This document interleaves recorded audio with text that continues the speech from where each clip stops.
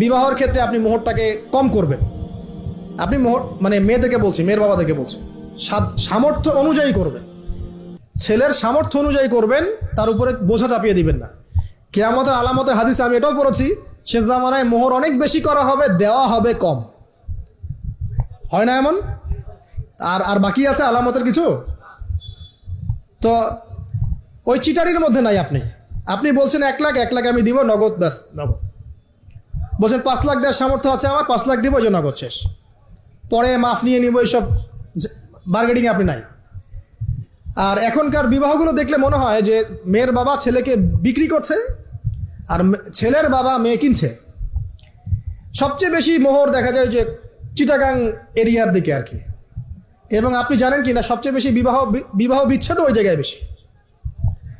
বাংলাদেশে বিবাহ বিচ্ছেদ দেখা যায় যে প্রতি 24 ঘন্টায় দেখা যায় 28টা বা 29টা বাংলাদেশে।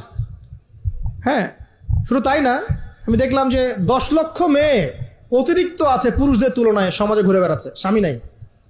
10 লক্ষ মেয়ে। এবং এই ডিভোর্স দেওয়ার ক্ষেত্রে দেখা গেছে যে মেয়েদের প্রবণতা বেশি। 70% মেয়ে ডিভোর্স দিয়েছে, ছেলে দেয় নাই। 30% ছেলে। তাহলে মেয়েদের সাইকোলজি চিন্তা করেন। ও মনে করছে আমি তো এখন শিক্ষিত হয়ে গেছি, তোমাকে আমার দরকার নাই, আমি চাকরি করে খাবো। খুব বেশি শিক্ষিত দরকার নাই আপনার, দিনী শিক্ষা আছে কিনা ওটা দেখবেন। ফ্যামিলিস্ট মেয়েদেরকে নেওয়ার দরকার নাই। আপনি নিবেন ইসলামিক অনুশাসনে চলে এমন মেয়ে। এরপর যখন পরিবার স্টার্ট হবে, আল্লাহর কাছে বরকত চাবেন, বিয়েটা সহজ করে নেবেন। যে বিয়েতে খরচ যত কম, সে বিয়েতে আল্লাহর বরকত তত বেশি। হাদিস।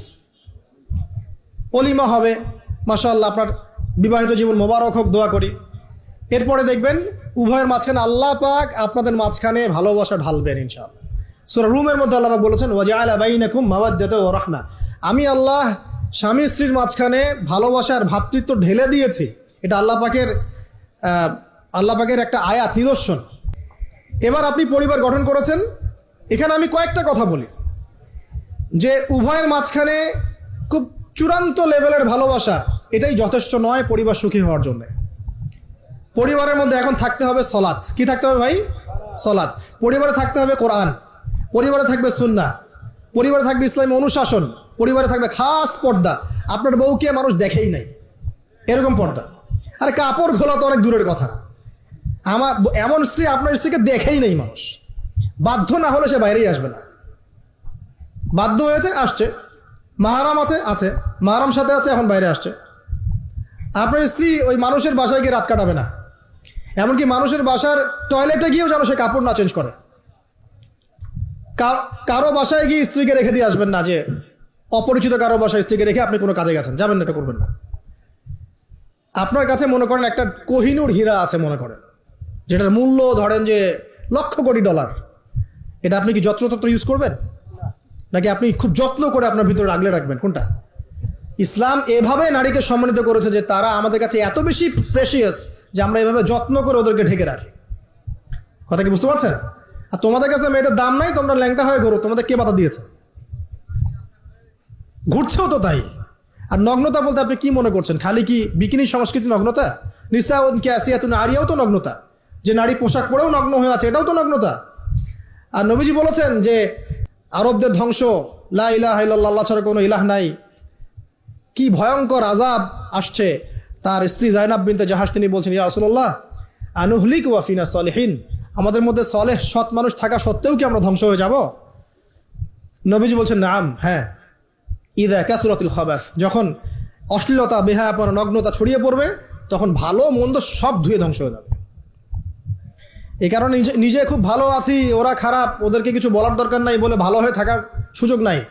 ওগুলো যত ছড়াবে, ভালো আলেম জালেম সব ধ্বংস হয়ে যাবে। আল্লাহ বোঝার তৌফিক দান করুন। এবার আপনি আপনার স্ত্রীর সাথে এভাবে হৃদ্যতা মহব্বতের সম্পর্ক রাখবেন আল্লাহর জন্যে। পরিবারের সবার পিছনে আপনি খরচ করবেন, তাদের হক দিবেন। কার জন্যে? পরিবার বর্গের কারো কাছে কিছু পাওয়ার আশায় না। এই ফিলোসফিটা বোঝেন। পরিবারের কারো কাছে থ্যাঙ্কস পাওয়ার আশায়ও না। আপনি আল্লাহর সন্তুষ্টির জন্য ওদের পিছনে খরচ করবেন, ওদেরকে ভালোবাসবেন, ওদের হক আদায় করবেন। কার জন্যে? আল্লাহর জন্য। এবং এর জন্য আপনি নেকি পাবেন ইনশাআল্লাহ। আর যদি আপনি তাদের কাছে কিছু আশা করতে যান, মনে মনে বেশি এক্সপেকটেশন রাখেন, তখন আপনি কি হবেন জানেন? আপনি পদে পদে কষ্ট পাবেন, পদে পদে কষ্ট পাবেন। দেখে নিয়েন, শুধু আল্লাহর হয়ে যান, মানে আল্লাহই আপনার আপন, আল্লাহ ছাড়া আপনি কাউরে চেনেন না। আল্লাহ পাক বলেছেন এগুলো করতে, আমি করি। আল্লাহ পাক ভালোবাসা দিয়েছেন সন্তানের প্রতি, স্ত্রীর প্রতি, বাসি। কিন্তু এটা এত অধিক মাত্রায় নয় যে তার কারণে আল্লাহকে ছেড়ে দিব, বা স্ত্রী সন্তান যদি আল্লাহর পথে চলার ক্ষেত্রে বাধা দেয়, আল্লাহকে ছাড়তে পারবো না, প্রয়োজন ওদেরকে ছাড়তে পারবো, এরকম থাকবে বিষয়টা। ঠিক আছে? আরেকটা কথা বলি, শুধু ভালোবাসাই আদর্শ দাম্পত্যের জন্য যথেষ্ট নয়। এখানে প্রয়োজন হচ্ছে একে অপরের প্রতি সম্মানবোধ থাকতে হবে, একে অপরের প্রতি বিশ্বাস থাকতে হবে। বিশ্বাস না থাকলে ওই পরিবারে শান্তি থাকে না। আপনি অনেক বড় আলেম, কিন্তু যদি আপনার স্ত্রী আপনাকে বিশ্বাস না করে, আপনি শান্তি পাবেন না। আপনি জানছেন আপনি ইনোসেন্ট, আপনি অনেস্ট, কিন্তু আপনার পরিবারের সদস্য, আপনার স্ত্রী আপনাকে বিশ্বাস করছে না, তখন আপনি পরিবারে সুখ পাবেন না। বিশ্বাস খুব ইম্পর্টেন্ট। আমি তো বলি যে ভালোবাসার চেয়ে বিশ্বাস বেশি ইম্পর্টেন্ট। কারণ আগে ইমান না আগে আমল? কোনটা আগে? ইমান মানে কি? বিশ্বাস না? আগে বিশ্বাস, তারপরে না আমল? ভালোবাসা একটা আমল, আর বিশ্বাসটা কি? ইমান। আমার প্রতি যদি আপনার ইমান না থাকে, তাহলে আপনি আমাকে ভালোবাসবেন কিভাবে? বিশ্বাস থাকতে হবে, স্বামীর প্রতি স্ত্রী, স্ত্রী প্রতি স্বামী।